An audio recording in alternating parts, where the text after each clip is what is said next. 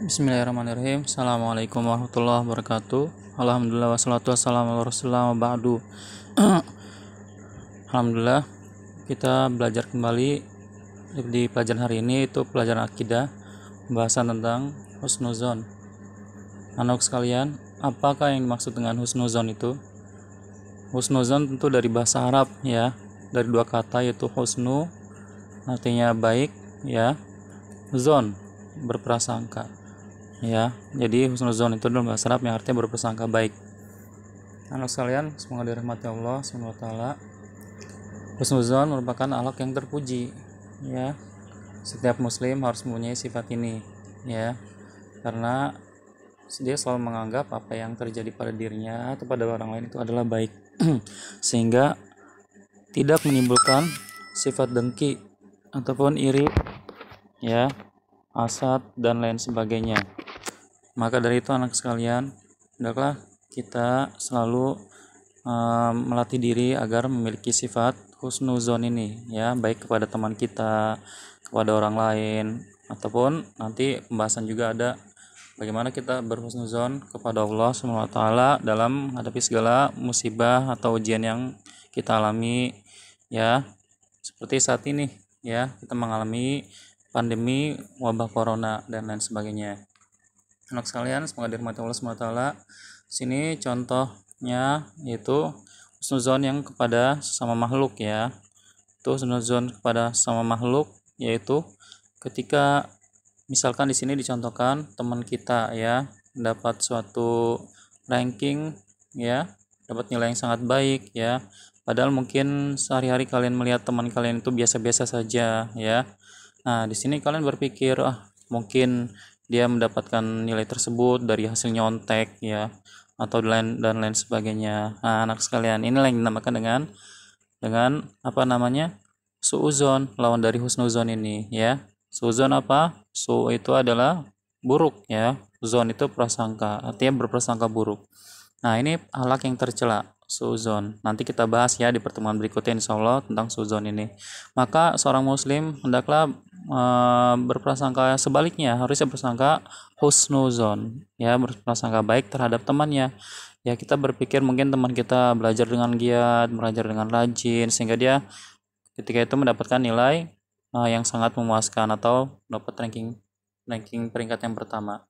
Untuk sekalian, seperti juga mungkin teman kita memiliki sesuatu ya, memiliki sepeda atau memiliki apa barang-barang, atau tetangga kita memiliki barang-barang yang mungkin kita pikir dia tidak bisa membelinya sebelumnya ya, karena mungkin tetangga kita atau teman kita itu orang miskin misalkan ya, lalu kita berprasangka buruk padanya, mungkin saja itu belinya dari hasil mencuri dan lain sebagainya. Nah, ini tidak baik anak sekalian, ini disebut dengan suuzon, prasangka buruk ya. Maka kita lawan dengan prasangka baik. Kita lawan ya. Mungkin saja teman kita atau tetangga kita itu mendapatkannya dengan apa namanya, diberi hadiah oleh omnya atau pamannya ya, atau ada yang memberinya ya. Itu mungkin ya. Jadi kita prasangka baik saja, kita lawan prasangka buruk itu dengan prasangka yang baik. Itu anak sekalian, semoga dari rahmat Allah SWT. Sini pembahasan tentang husnuzon kepada Allah SWT. Tadi kepada makhluk ya, sekarang bersikap husnuzon, bersangka baik kepada Allah SWT.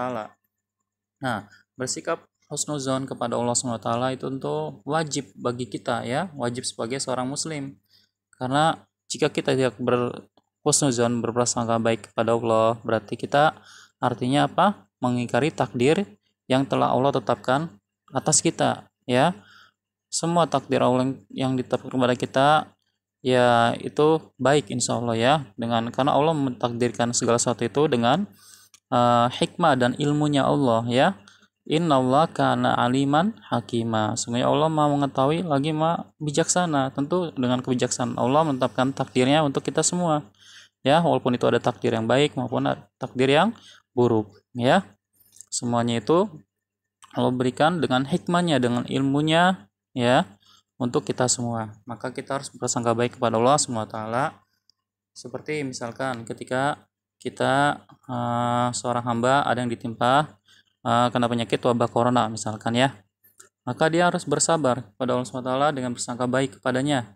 Nah, di hadis disebutkan di sini ada hadis yang diriwayatkan oleh Aisyah radhiyallahu ummahatul mukminin radhiyallahu anha, bahwasanya berkata, aku bertanya kepada Rasulullah SAW tentang at-taun, itu wabah ya.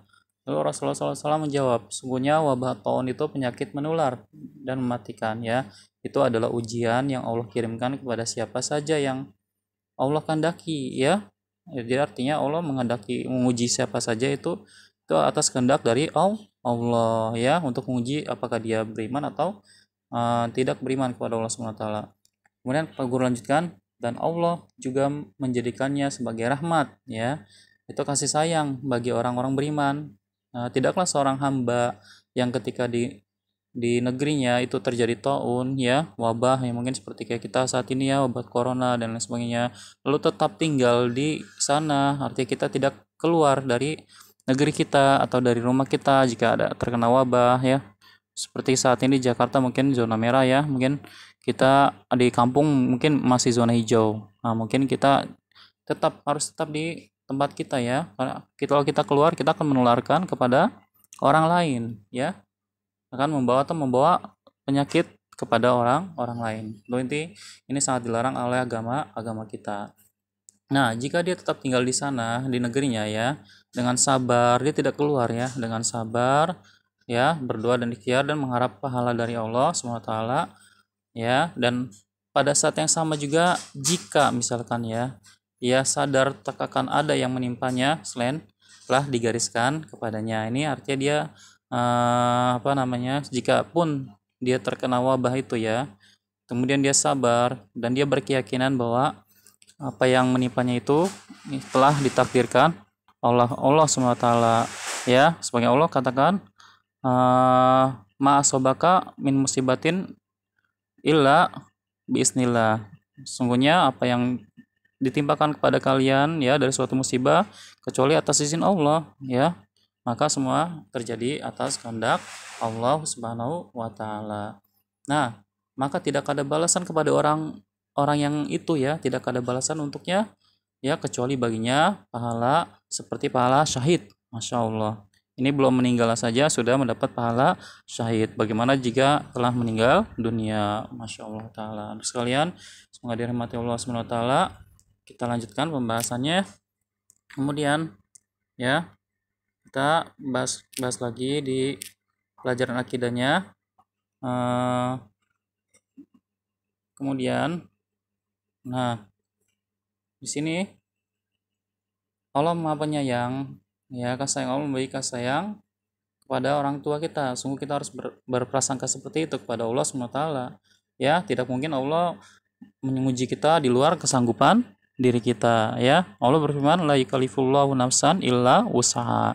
Sungguhnya Allah tidak menguji seorang hamba itu kecuali dengan kesanggupannya ya, anak sekalian. Maka daripada itu kita hendaklah selalu berprasangka baik kepada Allah Subhanahu wa taala ya. Sungguh Allah ketika menguji seorang hambanya itu berarti Allah itu sayang kepadanya ya. Allah itu sayang kepadanya ya, maka dia diuji untuk menguji keimanannya. Jika dia lulus dari ujian tersebut, maka dia akan naik derajatnya ya. Derajatnya akan naik di sisinya ya. Akan naik di sisinya. Begitu juga mendapat pahala yang sangat besar. Masya Allah ya sekalian. Maka di sini Rasulullah SAW pun memotivasi kita untuk senantiasa berprasangka baik kepada Allah ya. Lalu Rasulullah SAW bersabda ya, janganlah salah seorang kalian meninggal dunia melainkan ia berprasangka baik terhadap Allah SWT ya. Ini diriwayatkan oleh Muslim, Abu Daud dan Ibnu Majah. Maka kita tidak meninggal dunia kecuali kita harus berprasangka baik kepada Allah SWT ya. Kita ditimpa musibah, timpa penyakit dan lain sebagainya, kita mengharap pahala dari Allah dengan sabar ya, dan meyakini bahwa ini sudah ditakdirkan oleh Allah Subhanahu wa taala ya. Insya Allah kita akan mendapat pahala yang sangat besar sekalian. Nah, Rasulullah SAW juga bersabda ya, ana inda zoni abdi bi, aku bersama prasangka hambaku kepadaku ya. in zonna khairan falahu wa in zonna syarran falahu. Dan jika hambaku ia bersangka baik, ya, maka baginya kebaikan. Nah, maka dia akan artinya akan mendapatkan pahala dari Allah Subhanahu wa taala, ya, karena prasangkanya bahwa musibah semuanya datang dari Allah Subhanahu wa taala, sehingga dia mengharapkan pahala dari Allah Subhanahu wa taala. Dan jika sebaliknya ia bersangka buruk kepada Allah, maka yang akan dia akan mendapatkan keburukan, ya, bukan kebaikan, malah dia akan mendapatkan dosa. Dia mengeluh, berkeluh kesah kepada musibah yang ditimpakan kepadanya, maka dia bukan mendapatkan pahala, malah akan mendapatkan dosa, ya. Nah, sekalian, semoga penjelasan Bapak ini bisa kalian pahami, ya. Nah, untuk tugasnya kalian cukup mengerjakan, ya, itu pekerjaan latihan 2 dan latihan 3-nya saja, ya. Esainya tidak dikerjakan, esainya tidak, ya. Kalian hanya mengisi tugas pilihan ganda dan isiannya saja, ya. Paham ya anak sekalian, ya. Jadi esainya tidak usah, ya. Demikian. Sallallahu Nabi Muhammadin wa ala alihi wasallam. Wa akhiru da'wana alhamdulillahirabbil alamin. Assalamualaikum warahmatullahi wabarakatuh.